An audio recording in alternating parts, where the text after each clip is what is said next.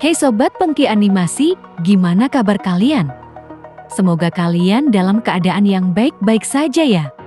Kisah nyata kali ini berasal dari Bagas, saat itu tahun 2014 setelah lulus SMA. Bagas dibelikan motor baru oleh ayahnya yang lagi populer di zaman itu. Gak usah tak sebutin mereknya ya, inisialnya S, F, O. Gen Z, Gen Alpha pasti taulah motor yang saya maksud. Di tahun 2014 harga cashnya sekitar 18 jutaan, tapi beruntungnya Bagas. Dia cuma bayar dengan uang 300.000 untuk motor yang bisa dibilang baru. 300.000. Ya kalian gak salah dengar, cuma 2% dari harga aslinya. Gimana ceritanya? Jadi begini ceritanya. Sebut saja pemuda ini namanya Abud, alias anak ngebut. Abud ini umurnya sekitar 25 tahun. Dia sekeluarga beragama Islam, orang tuanya masih lengkap. Dia anak pertama dan memiliki satu adik perempuan yang umurnya 6 tahun.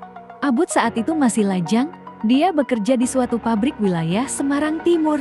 Diduga karena terburu-buru kerja dan tak sempat pamit kepada orang tuanya, Abud mengendarai motor dengan kecepatan tinggi.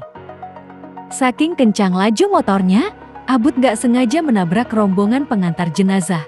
Tragisnya, karena kejadian itu menyebabkan Abud meninggal di tempat. Dan untuk kondisi motornya tidak ada kerusakan berarti, hanya kegores bagian lampu depan saja.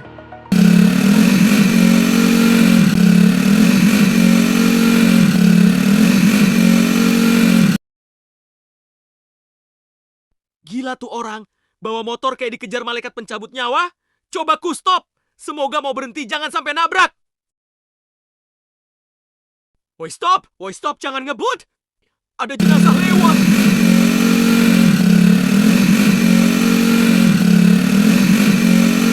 Loh kok malah bablas, udah pasti nabrak nih.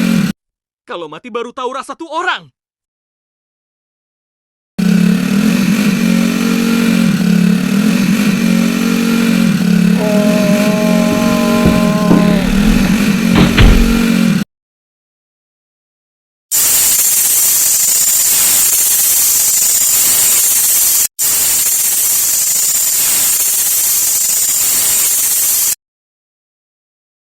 Meninggalnya Abud tentu saja membuat keluarganya sedih. Ini adalah keluarganya Abud, untuk bapaknya Abud kita sebut saja Pak Budi.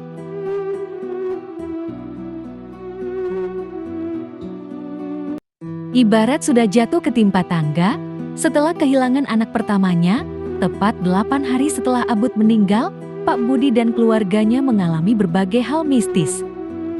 Hal mistis itu berasal dari motor baru si Abud, mulai dari suara motor yang tiba-tiba seperti dinyalakan, padahal kondisi motor dalam keadaan mati. Kemudian seperti aura motor yang bikin merinding, seakan-akan ada yang menaikinya. Padahal kondisi tidak ada siapa-siapa.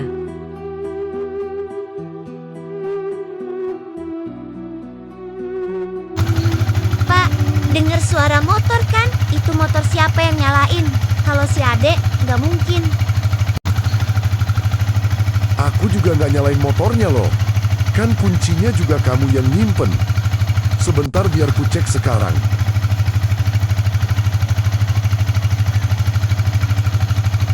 Loh, motornya mati. Tadi suara apaan ya?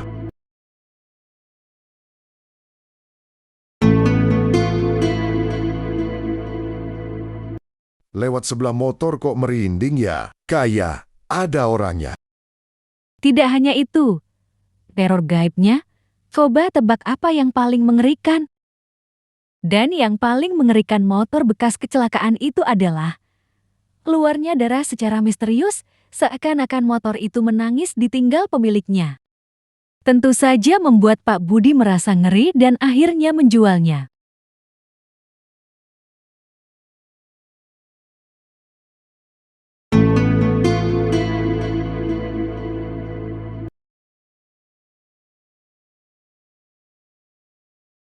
Astagfirullah, darah dari mana ini? Kok ngeri banget?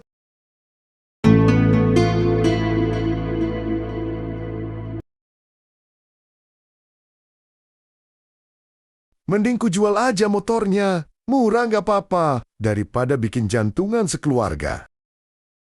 Bertemulah Pak Budi dengan Bagas. Bagas ini adalah ponakannya Pak Budi.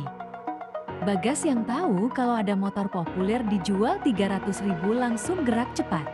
Bagas yang sudah dikasih uang oleh ayahnya akhirnya melakukan proses transaksi. Alasan Pak Budi menjual motor bekas anaknya cuma 300.000 adalah yang pertama untuk melupakan duka yang terjadi, biar tidak kebayang anaknya terus. Yang kedua adalah uang 300.000 hasil penjualan motornya. Hanya untuk mengganti total kebutuhan selama acara 7 hari anaknya yang telah meninggal. Dan yang ketiga tentu saja karena Pak Budi sekeluarga menghindari teror mistis di rumahnya, sekalian hitung-hitung sedekah sama saudara. Setelah menerima motornya, Pak Budi menyarankan Bagas untuk selamatan. Ia semacam doa-doa untuk menghilangkan aura negatif pada motor tersebut, supaya mungkin jin yang menempel pada motor itu bisa pergi, dan pemilik barunya bisa terhindar dari segala macam mara bahaya. Hal semacam ini tentunya sudah lazim dilakukan di Indonesia. Om Budi kok mau sih ngejual motornya 300.000 aja? Kondisi 95% bagus loh. Gak rugi kalau niatnya sedekah sama sedulur. 300 mayen buat ganti acara 7 hari kemarin.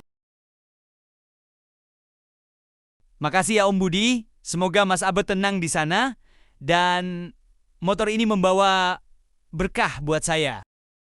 Amin, sama-sama Gas. Jangan lupa nanti maghrib motornya diselamatin. Biar bersih dan berkah ya. Ya itulah, akhir cerita dari Bagas. Bagaimana dia bisa punya motor populer di zaman itu, cuma dengan uang 300.000 dengan kondisi yang masih bagus? Dan pelajaran dari kisah ini adalah, usahakan selalu berpamitan dan berdoa sebelum pergi, dan juga tetap jaga sikap di jalan. Karena yang memakai jalan bukan cuma diri sendiri. Selalu waspada ketika di jalan dalam kondisi apapun, karena kadang mara bahaya, datang gak diundang dan gak terduga. Bagi kalian yang punya kisah dan pengalaman menarik, bisa berbagi ke kami ya. Caranya mudah banget kok. Tinggal dikirim ke akun sosmed Fengki Animasi. Sekian dan terima kasih.